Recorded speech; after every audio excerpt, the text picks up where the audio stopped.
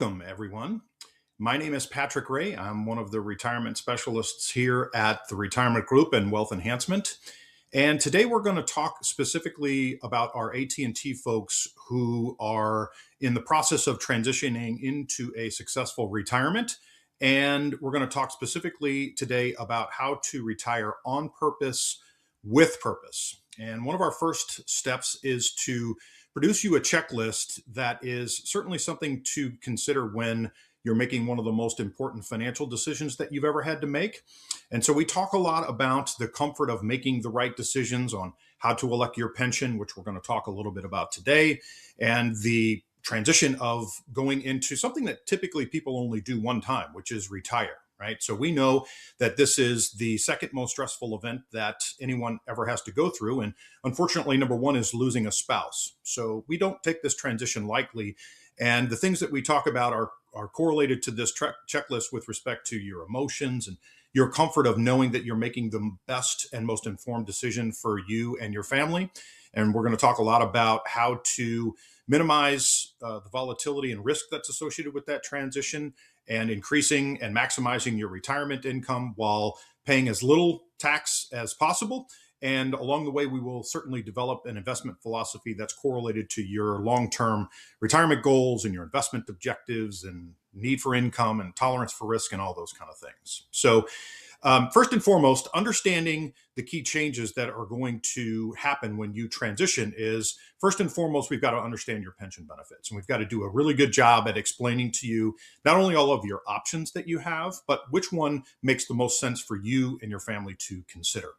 We're going to talk about inflation and certainly how inflation impacts this decision and the transition of moving into a successful retirement. We're going to talk about the 401k updates that are certainly relevant to most of you who have money inside the 401k plan. And we're going to do our very best to steer clear of the mistakes that we've seen people make over the years. And with over 25 years of experience in helping people transition into successful retirement, we feel like we're best suited to help you along that transition.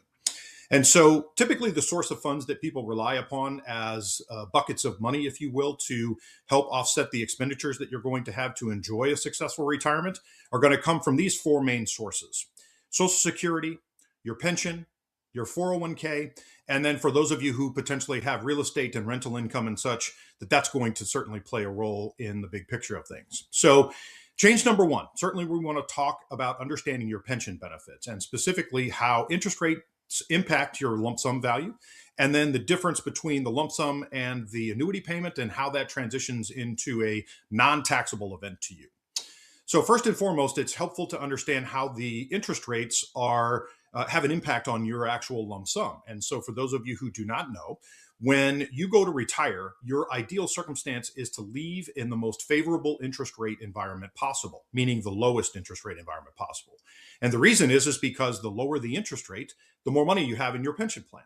And so typically when the interest rates change by 1 percentage point, you can estimate that affects your pension lump sum in roughly 8 to 12% formula. So in other words, if the interest rates go up by 1%, you can expect your pension lump sum to decrease somewhere between 8 and 12% on average. And so it's helpful to know not only how the interest rates are calculated, but when they're calculated. And so as of November of 2025, and so those of you who do not know and are familiar with how the process works, every November is when the interest rates are set for the following calendar year. So as we stand in 2026, the rates are already established for anybody who retires in this particular calendar year. And they were established in November of 2025. And so this illustration is to show you the difference between the effective rates of 2025 versus the effective rates of anyone who retires this year in 2026. And you can see that each of the three segment rates, the first segment rate, which deals with the first 5 years of your retirement, the second segment, which deals with years 6 through 20, and then the third segment which deals with years 21 plus, all have a lesser interest rate point than they did in the 2024 to 2025 transition. And what that simply means to you is that you can expect that if you were to retire in 2026, your values for your lump sums will have gone up because the interest rates are reduced and they're lesser than they were in the given rates of last year.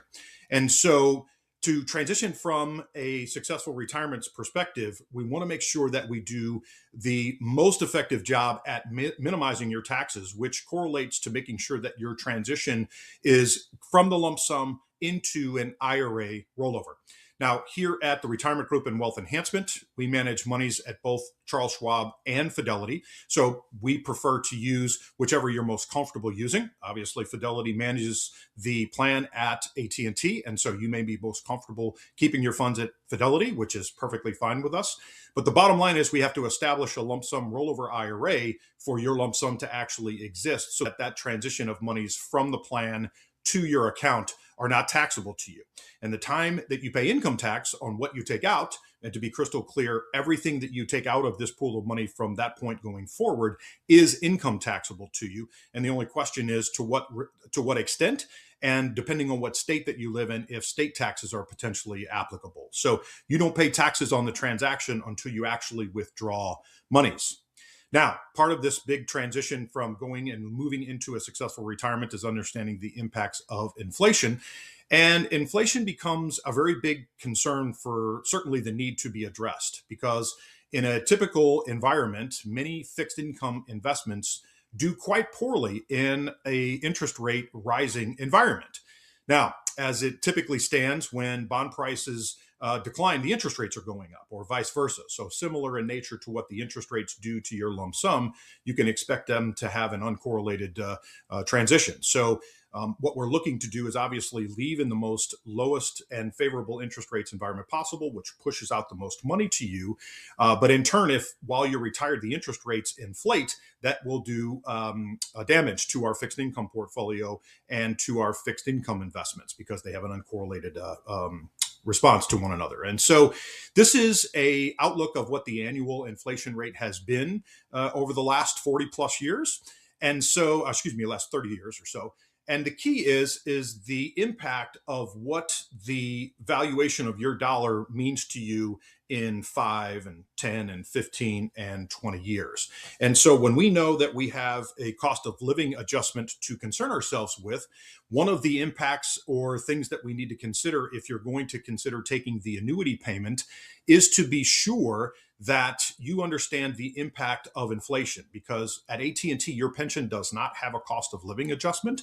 And so if we take the annuity payment, then we've got to know that in the next 5, 10, 15, and 20 years from now, that there's going to be a need to supplement the back end of your retirement from your liquid assets, meaning the other portfolios that we had talked about at the beginning, like your 401k and other investments that you have, and potentially some of the real estate that you might otherwise have. And so inflation plays a very big role into our transition into a successful retirement.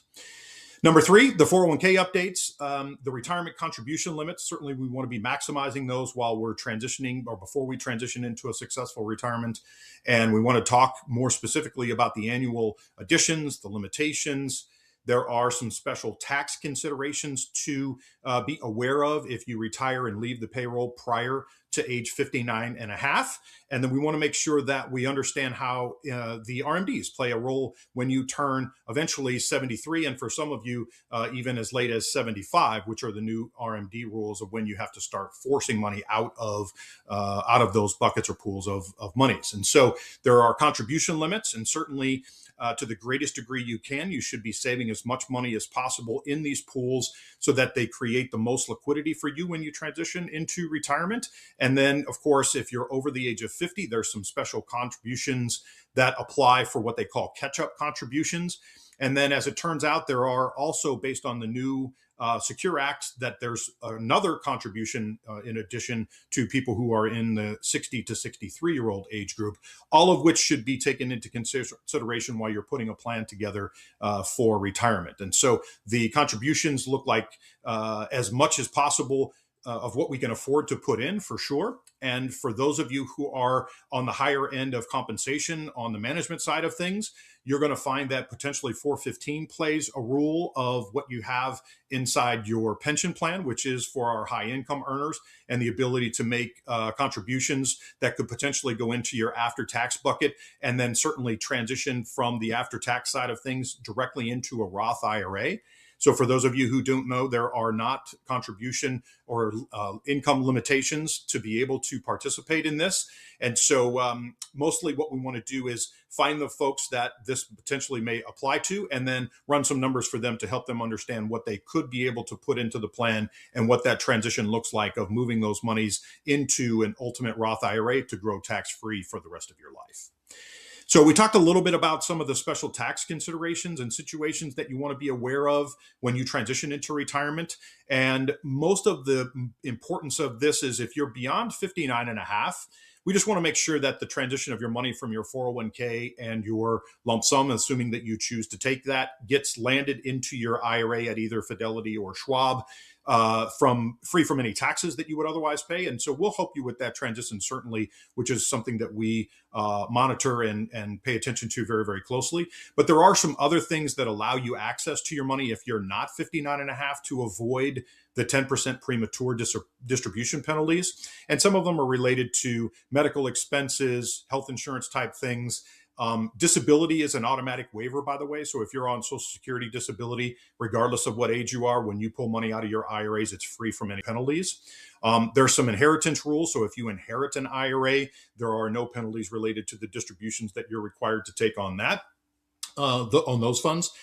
As well as probably the most common thing that we run into for our AT&T folks is the rule of what they call post-55 separation, which is the ability to take money from your 401ks if you're between 55 and 59 and a half when you exit the payroll, that you can take penalty-free withdrawals from your 401k, as well as establishing something called a 72T payment, which is another word to say substantially equal payment plans, SEPP for short. And those are the consistent equal amounts of money based on amortization or annuitization schedules that the IRS has set forth to pull money from your IRAs, even though you're not 59 and a half, and not pay the penalty. So we're happy to discuss those for those of you who would apply to that rule. Certainly, we would want to make you aware of what your options are.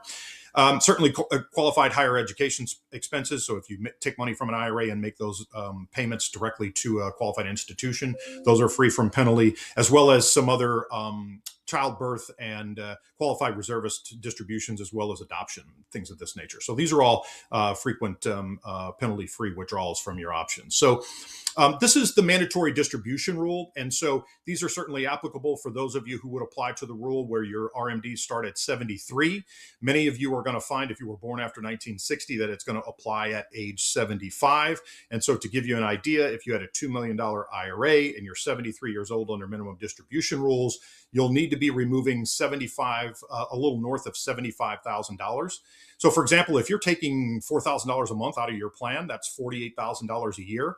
This is not an additional amount of money that you have to take, but it's part of the actual total distribution that you need to take. So in other words, you could remove the $48,000 that you already take for living expenses from, in this example, the $75,000, and you'd be left with about $27,000 or so that you'd have to take out in addition to what you take out to live off of to satisfy the minimum distribution rules. And the last thing that we want to talk about is steering clear of mistakes. And so we've made people aware of many, many mistakes that we've seen over the years with respect to understanding the interest rates, your pension benefits, healthcare benefits, certainly with your expenditures that you have for fees that you need to be aware of when you hire or ask someone like us to help you, because our services are obviously not free. And then if they have an investment team, what other values do they bring to the table to help you with tax planning and Social Security planning and healthcare costs and advice and those kind of things?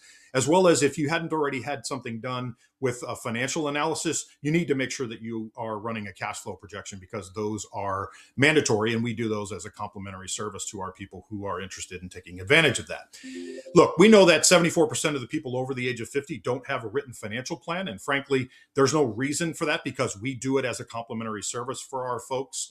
And so the retirement group has been in business for a long time. We have a ton of experience on the team. I personally have met with over 11,000 AT&T employees since 2002. So I feel like our team and our company has a great grasp on what you would experience with the things that you run into to try to make your plans and have a successful retirement set up in place. So let us know when you're ready to take advantage of the complimentary cash flow analysis that we have by emailing us at info@theretirementgroup.com or calling us at 800-900-5867. Take care.